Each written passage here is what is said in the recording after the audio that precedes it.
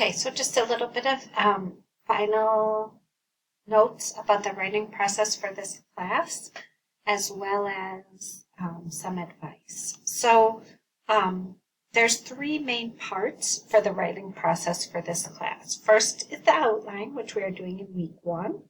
Second is the first draft, we will do in week 2, and third is the final draft, we will do in week 3. And we will repeat a similar process for Essay 2 and Essay 3. So for each part, let me just explain it a little bit. So for the outline,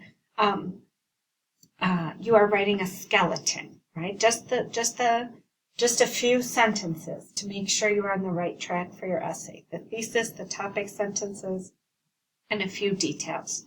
Your feedback will be posted on Blackboard. I will give feedback and post it on Blackboard. And I will be grading it for completion. That means the most you can get is 1 point. So let's look at Blackboard and look at the outline. And you can see that many assignments for my class are graded with a rubric. And these are the 5 things that your outline needs to have for you to get the point. A thesis that uses cause or effect vocabulary. Topic sentences that use cause or effect vocabulary and are complete sentences. Complete sentences means you can't write like topic sentence 1, money. No, you have to say, the first reason why people quit school is money. Okay? Some details are provided. The topic sentences are not overlapping. This means they are too similar. Okay? And the grammar and word choice are understandable. So as long as you have all of those, you will get 1 point. And you have done your own writing, of course. If there's any problems with them, like if you have none of these, for example, you might get a 0. Then you would need to do it again and try to hit these to try to go ahead and get your 1 point. I hope that makes sense. And then the first draft, for the first draft, there will be feedback posted on Blackboard, and we will have a conference. So that means we will have an individual meeting. Sometimes it will be morning, afternoon, or evening at a time that is good for you. But once again, it will just be 1 point. So your first draft, the most important thing is to just finish it, even if it's not perfect, even if it has problems. As long as it's your own work and it's finished, again, there will be a rubric, which you can see on Blackboard, but you will be able to get your 1 point. And then for the final draft, there will be feedback on Blackboard. This final draft will be worth 3 points. So 1 point is for your conference. If you attended your conference, you automatically get that 1 point. If not, you will be missing 1 point. Okay, then 2 points will be for the essay. If you have 2, it will be, you can consider it to be like an A, 1.5 would be like a B, and 1 would be like a C. Okay, so just remember this important advice. Okay, life doesn't have to be perfect to be wonderful.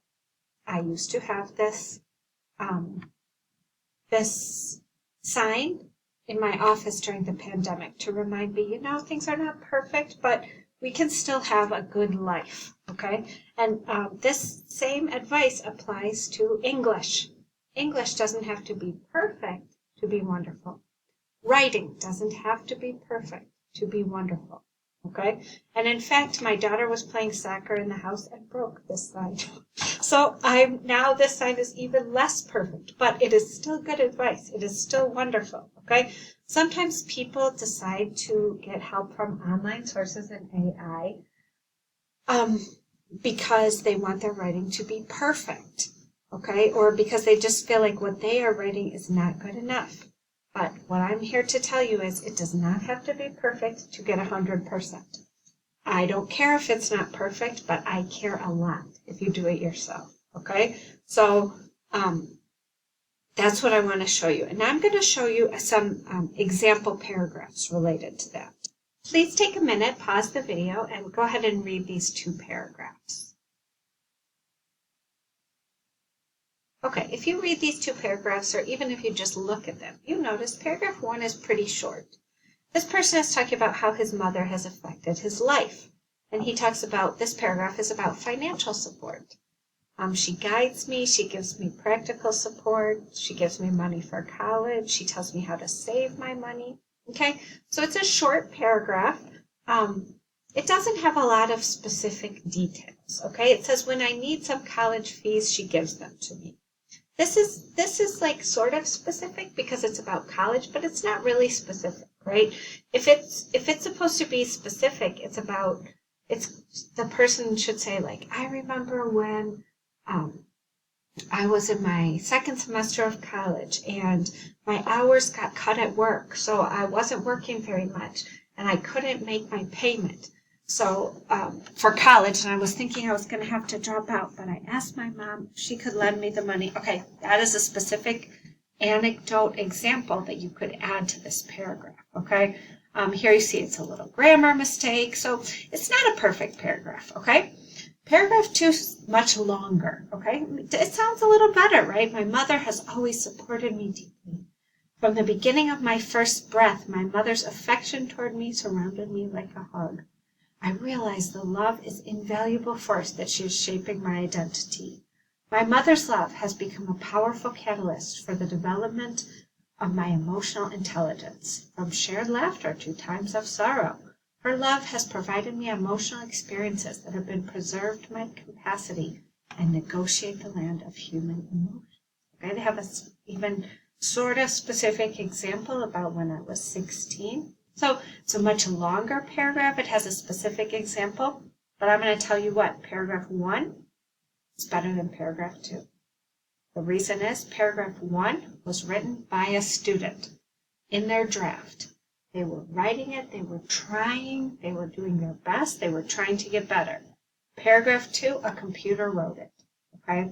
And I know when a computer writes things. I can look online and check and scan it and everything, but I actually know because I have been a teacher for a long time. I cannot help the student who wrote this paragraph because I don't want to help a computer write better. Okay, I want to help the person who wrote paragraph 1 because that person is trying their best. They have a good start and they can make it better and grow. Paragraph 2 is not going to grow. Why? Because this image cannot grow. We cannot grow from this, okay? So that's the most important advice I want you to remember when you're writing for my class and for your future classes, okay?